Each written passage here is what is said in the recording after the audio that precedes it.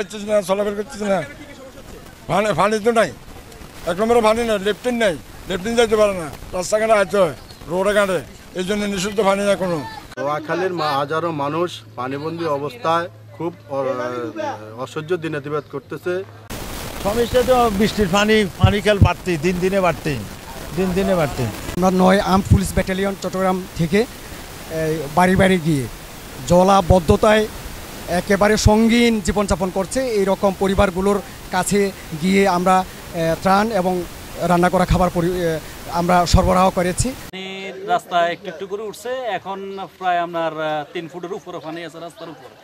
ঘর থেকে বাইর হওয়া অত্যন্ত কষ্টকর, রাস্তাঘাটে তো মানুষ বাইর হইতেই পারতেছে না, যে মানুষ নিয়ে আসবে, কোনো খাবার দাবার নেবে, ওরকম কোনো ধরনের কোনো ইয়ে নাই।